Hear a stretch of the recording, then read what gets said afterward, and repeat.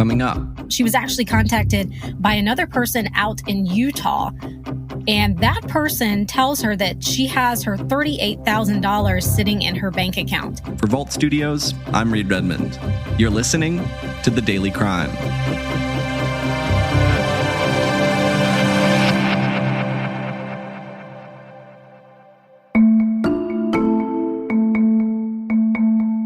A February report from the FTC revealed more people than ever are falling prey to romance scammers, losing $547 million in 2021 alone. The scammers draw people in using fake pictures. A little over a year ago, a woman from Duluth, Georgia, met a man online who called himself David Smart. This scammer, David Smart, was able to create a relationship. The woman told police that she developed a friendship with Smart. But as it turns out, all was not as it seemed. They have multiple victims, and they're using multiple bank accounts to funnel money from one victim to the next. Liza Lucas is a reporter for 11 Alive in Atlanta. Liza, thanks for being here. Thanks so much for having me. So Liza, this story all starts when a woman from Duluth, Georgia meets a man online. How did they end up connecting?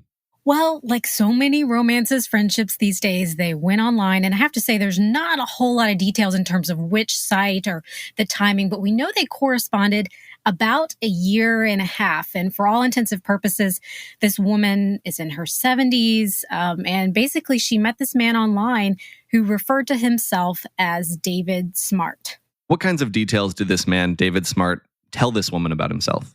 Police say they were speaking for about a year and a half in length. And what this woman, this victim out of Duluth, understood him to be was a general in the U.S. military, far away, serving in Afghanistan. So they never met in person. This was all an online correspondence, a lot of back and forth. And over this time, Duluth police basically said that this person was able to really start and cultivate a relationship. So there was a lot of correspondence.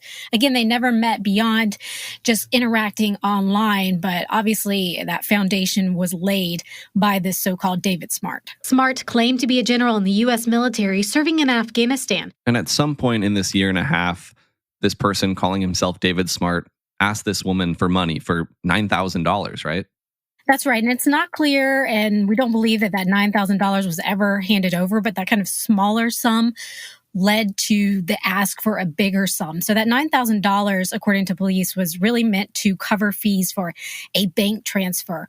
David apparently needed some help when it came to getting some money in hand. He said he was waiting for a transfer to take place, and he needed her to just kind of cover him in the meantime.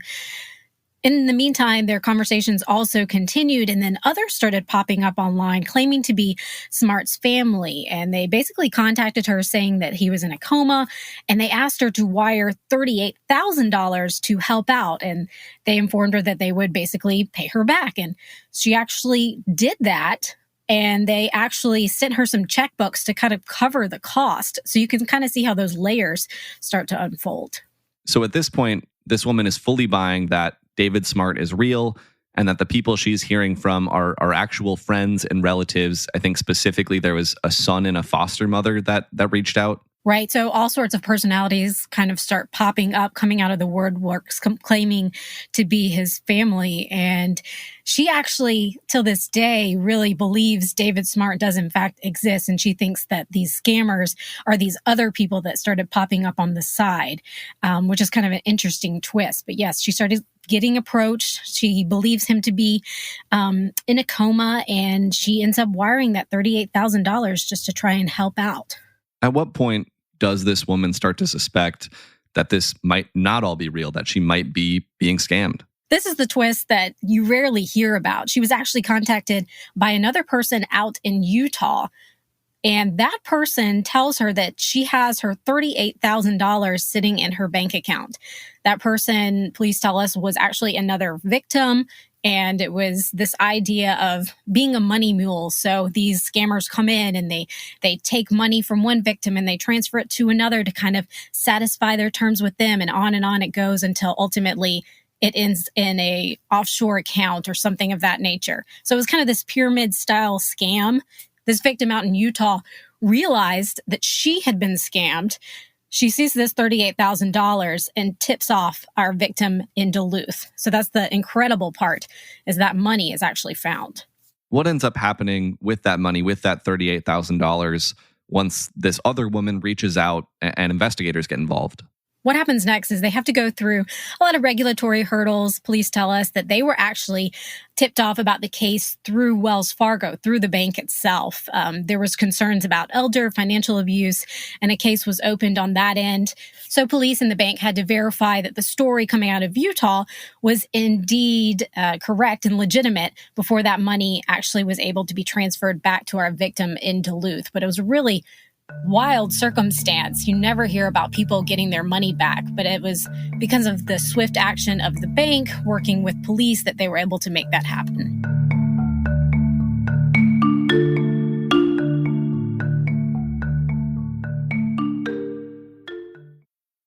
So where does the investigation into this stand at this point? Have investigators been able to track down whoever the scammers are?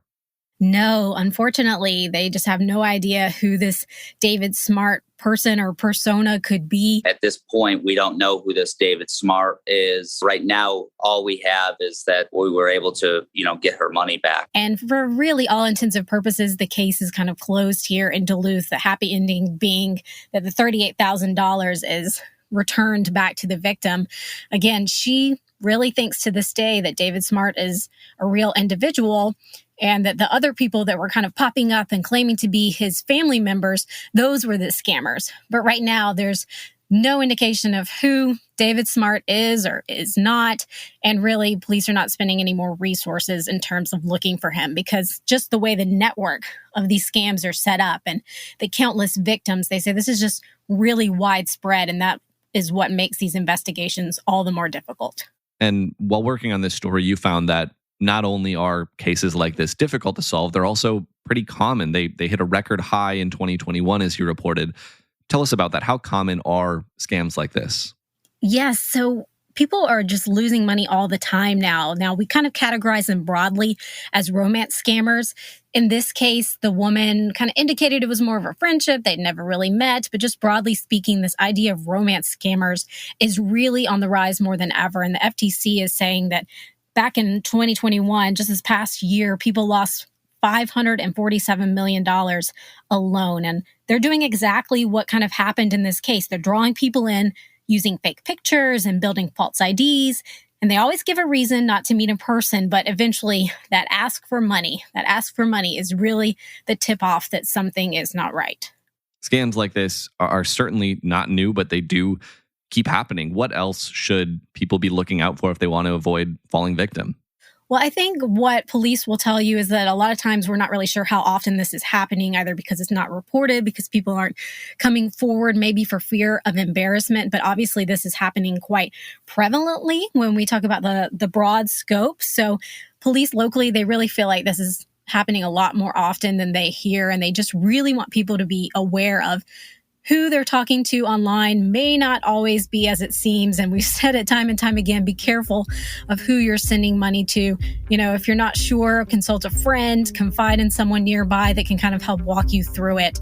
And of course, anytime this happens, go straight to police. Liza Lucas with 11 Alive in Atlanta. Thanks for sharing this story.